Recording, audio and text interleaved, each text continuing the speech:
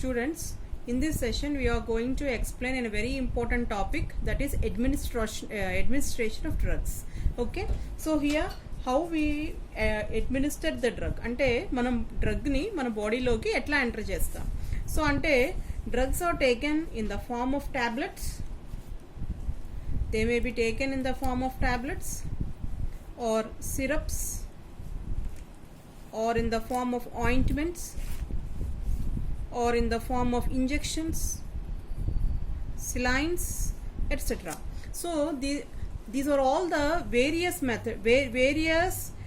type of drugs we administered to cure our disease, isn't it?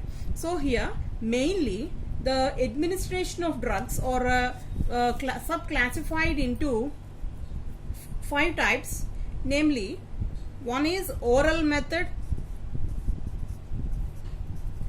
and second one is sublingual method, and third one is inhalation method,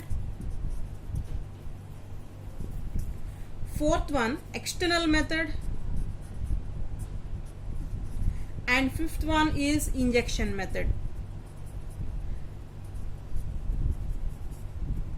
So these are all very important methods.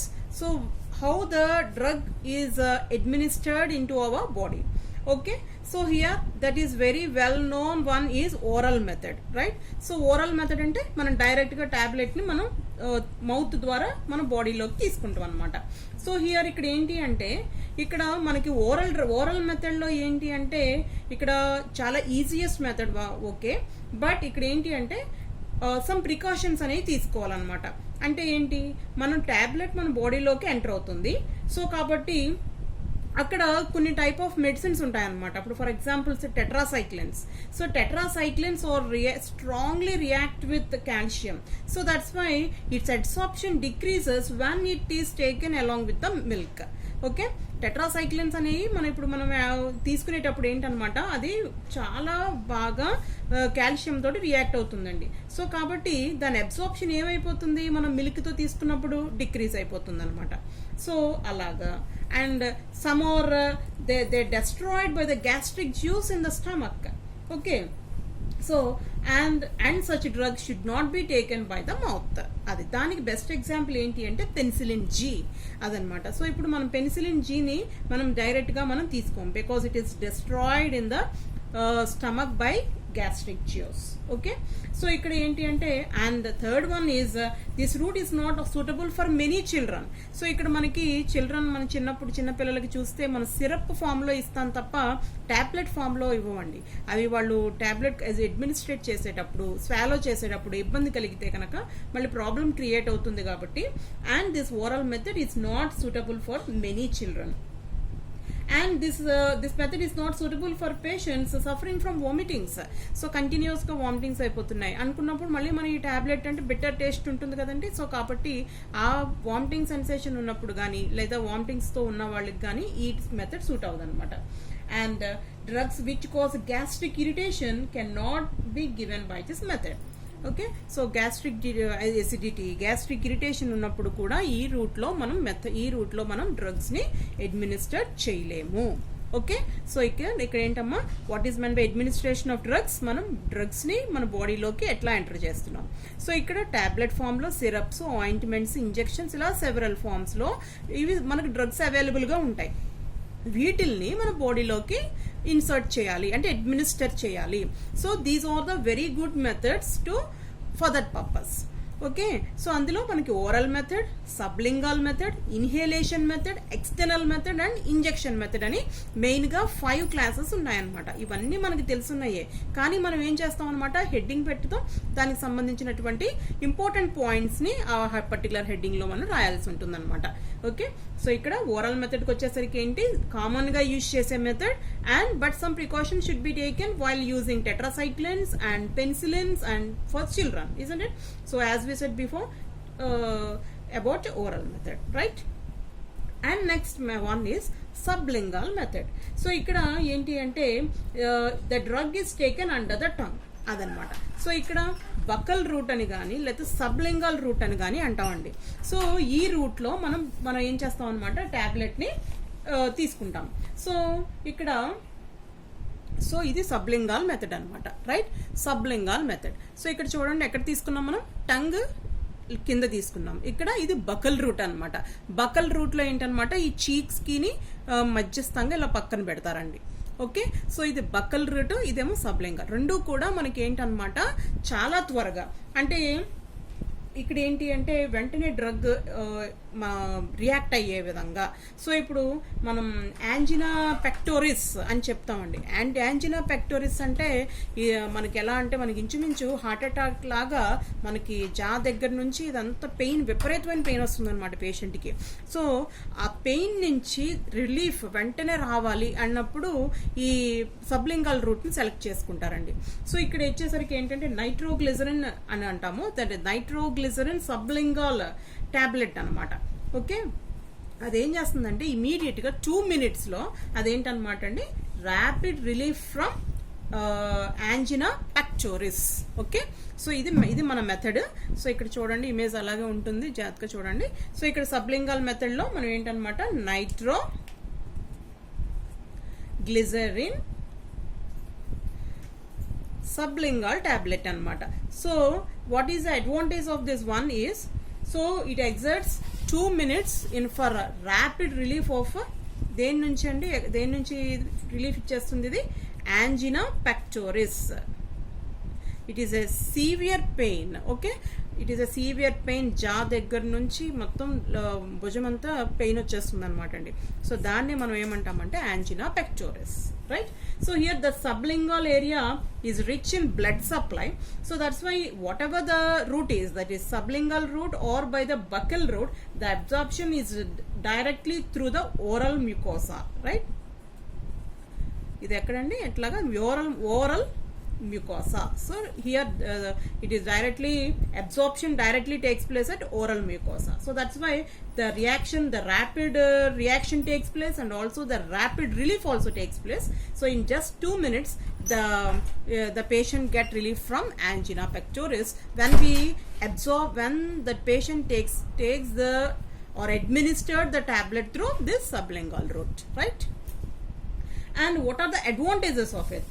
So అంటే ఇక్కడ ఏంటి, economical, మనకు అంత పెద్ద కాస్ట్లీగా ఉండవండి, చీప్గానే ఉంటాయి, క్విక్గా react అవుతుంది, అబ్జార్ప్షన్ చాలా ఫాస్ట్గా జరుగుతుంది.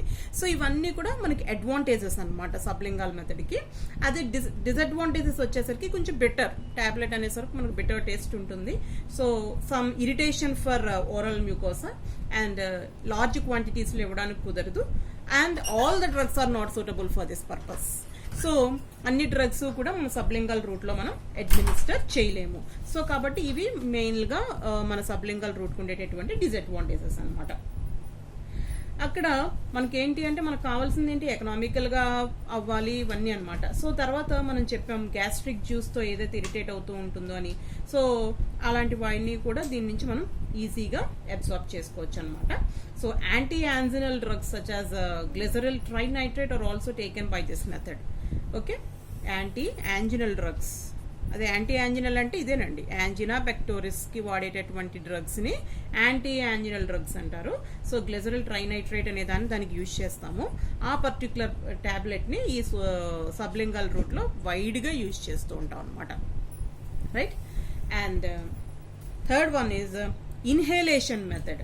ఇన్హేలేషన్ అంటే మనకు బాగా తెలుసు, ఆస్మా ఉన్న పేషెంట్స్కి మనకి మెడిసిన్ని మనం ఎక్కడి నుంచి పంపిస్తామండి, నోస్ నుంచి పంపిస్తాం. అంటే రెస్పిరేటరీ సిస్టమ్కి మనకి డ్రగ్ని అడ్మినిస్టర్ చేస్తున్నాం అనమాట. సో అంటే it is in this method certain volatile drugs, చాలా వాలటైల్గా ఉంటుంది. అక్కడ మీరు అబ్జర్వ్ చేస్తే ఆస్మా పేషెంట్కి అందులో క్యాప్సూల్ వేసినప్పుడు ఇమీడియట్గా వేపర్ కింద కన్వర్ట్ అయిపోతుందండి. సో కాబట్టి in this method certain volatile drugs are taken through the nose or by the mouth through the inhalation, right? So bronchodilator drug is generally taken by inhalation by the asthma patients. మనం చూస్తూ ఉంటాం Asma patients inhale చేస్తారు అని, but కాకపోతే and the drug is commanded to the inhalation method, right? And next one is external application method. So ఇప్పుడు ointments use చేస్తాం, skin మీద ఒక లేయర్ లాగా వేస్తూ ఉంటాం. సో వాటిని మనం ఏమంటామంటే ఎక్స్టర్నల్ అప్లికేషన్ మెథడ్ అని అంటాము. సో ఇక్కడికి వచ్చేసరికి ఏంటి అంటే in this method the drugs are applied externally on the skin in the form of creams, lotions, ointments, gels and powders.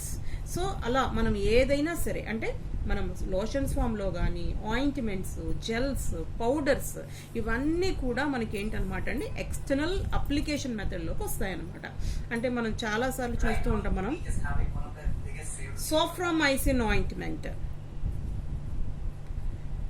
సోఫ్రామైసిన్ ointment అనేది మనం చాలాసార్లు మనం ఇంట్లో చూస్తూ ఉంటాం, వూండ్స్కి అది యూజ్ చేస్తూ ఉంటామండి.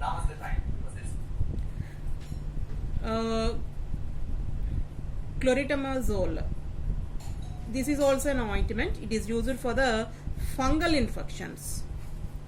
ఓకే, సో మనకు వూండ్స్కి మనం యూజ్ చేసేది ఏంటి అండి అంటే సోఫ్రామైసిన్, క్లోరిటమజోల్ మన ఫంగల్ ఇన్ఫెక్షన్కి యూజ్ చేస్తాం అనమాట. But these drugs are administered on the skin. Okay, skin మీద ఒక లేయర్ లాగా వేస్తాం కాబట్టి సో ఇదేంటనమాట అండి ఎక్స్టర్నల్ మెథడ్ కింద తీసుకుంటాం.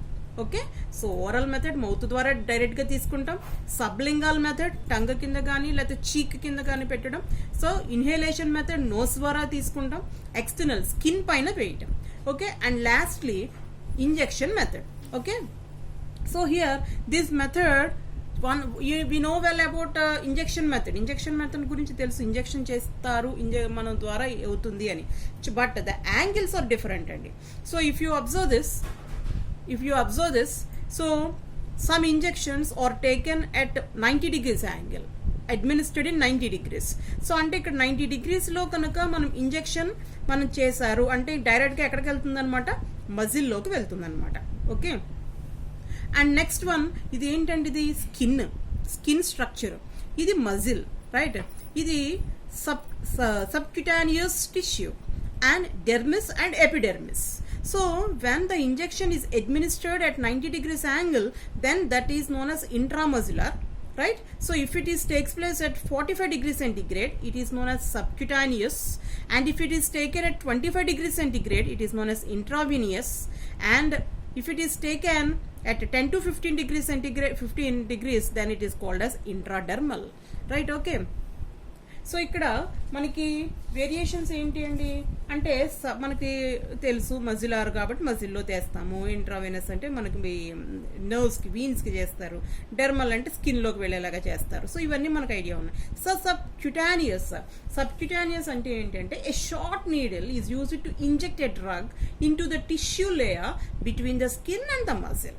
సో స్కిన్కి మజిల్కి మధ్యస్థంగా ఉంటుంది అనమాట అండి, right. This is muscle and this is skin and the layer, this is the layer in between the muscle and the skin. So that part is known as subcutaneous tissue, and if a short needle is used to inject a drug into this tissue. Okay, so దీన్నే మనం ఏమంటామంటే సబ్క్యూటానియస్ అంటాము. ఆ టిష్యూలో కనుక మనం ఆ small నీడిల్ని పంపించాలి అంటే ఎంత డిగ్రీస్లో మనం ఇంజెక్షన్ పెడతారంటే 45 degreesలో పెడతారనమాట. అది సో అలాగా మనకి ఇంజెక్షన్ అంటే ఇంజెక్షనే, బట్ కాకపోతే ఏంటి మజిల్లోకి వెళ్ళేది, స్కిన్లోకి వెళ్ళేది, skin and in between the muscle and the skin. So అట్లాగా మనకి ఏంటనమాట డిఫరెంట్ లెవెల్స్లో డిఫరెంట్గా మనం ఏం చేస్తాం అనమాట డ్రగ్ని మన ఇంజెక్షన్ మెథడ్లో ఇంట్రడ్యూస్ చేస్తారు, అడ్మినిస్ట్రేట్ చేస్తారు బాడీలోకి. సో ఇక్కడ మనం ఏమని చెప్పాము ఇప్పుడు ఇంజెక్షన్ మెథడ్లో. సో ఇంజెక్షన్ మెథడ్ ఇందులో ఏం చెప్పామండి intradermal. So intradermal injection method అనమాట. సో ఇక్కడ ఏంటి అంటే drug is administered in the form of a solution inside the skin. Okay, inside the skin. So దానికి మనం యూజ్ చేసే కెమికల్స్ ఏంటి అంటే ఇన్సులిన్, హెపటైటిస్ వ్యాక్సిన్, వీటిలో ఈ పర్టికులర్ డ్రగ్స్ని దానికి యూజ్ చేస్తాం ఇంట్రాడర్మల్కి. And then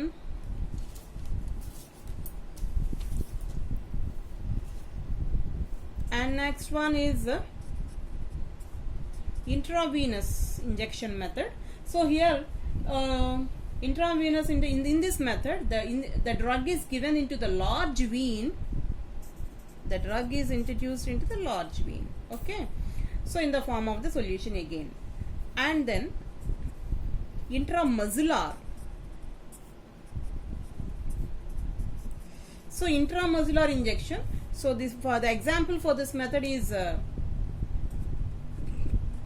ciprofloxacin. So here a drug administered in the form of a solution or emulsion or a suspension, and it is given to the muzzle. Is given to the muzzle of the upper arm or thigh. Okay, so అంటే ఇక్కడ muscle లోకి పంపిస్తారు or thigh లోకి అండి.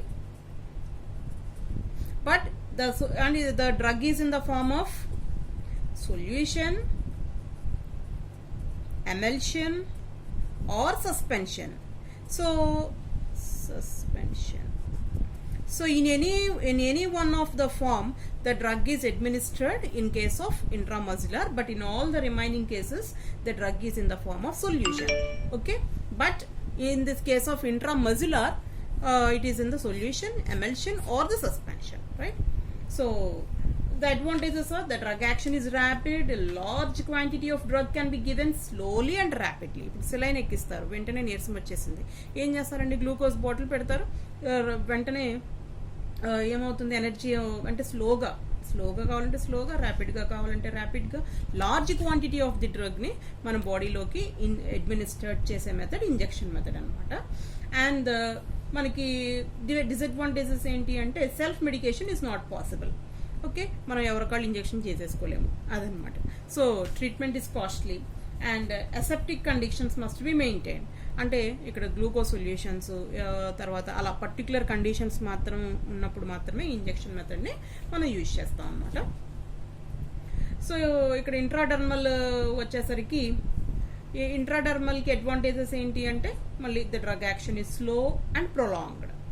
ఇక్కడ వీన్కి వచ్చేసరికి ఫాస్ట్గా జరుగుతుంది, అది ఇంట్రాడర్మల్కి వచ్చేసరికి కొంచెం స్లో అనమాట, కొంచెం ప్రొలాంగ్ అవుతుంది. మళ్ళీ next some irritation may occur at the site of the injection. అది మనకి థర్మల్ అంటే మనకి స్కిన్కి ఇంజెక్షన్ చేస్తున్నారు కదండి, సో కాబట్టి మనకి అక్కడ ఎక్కడైతే మనకి ఇంజెక్షన్ చేస్తారో అక్కడ సమ్ ఇరిటేషన్ అనేది వస్తుంది అనమాట. అది ఇంట్రామజిలర్కి వచ్చేసరికి ఏంటి advantages, the drug action is moderately rapid and less prolonged. అది మోడరేట్గా ఉంటుంది, కొంచెం లెస్ ప్రొలాంగ్డ్, అంటే డర్మల్కి అంత టైం తీసుకోదు, ఇది కొంచెం పర్వాలేదు, బట్ వీనస్కి అంతా స్లో అనమాట అది. సో డిసడ్వాంటేజెస్ ఏంటి, మళ్ళీ ఇరిటేషన్, స్లైట్ పెయిన్, మన 90 degrees యాంగిల్ తోటి మన ఇంజెక్షన్ మన బాడీలోకి పంపించినప్పుడు మజిల్ పెయిన్ వస్తుంది కదండి, సో కాబట్టి irritation, slight pain maybe felt at the site of the injection. Okay, అంటే ఇక్కడ డెర్మల్ చెప్పాము, వీనస్ చెప్పాము, మజిలర్ చెప్పాము. అన్నిటికంటే ఫాస్ట్గా, రియాక్టివ్గా, ర్యాపిడ్గా ఉండేది ఏంటి, వీనస్. సో దాని తర్వాత స్లోగా ఉండేది డెర్మల్. ఈ రెండు డెర్మల్కి వీనస్కి మధ్యస్థంగా ఉండేది muscular, right. Irritation at the site of area of the site, అంటే ఎక్కడైతే ఇంజెక్షన్ చేశారో అక్కడ కొంచెం ఇరిటేషన్ అనేది వస్తుంది డెర్మల్లో కూడా, and at the same time మజిలర్లో ఇంకొంచెం పెయిన్ కూడా ఎక్కువ ఉంటుంది అనమాట. Okay, so in this way, in this 5 methods we administered the drug into our body, right? Thank you.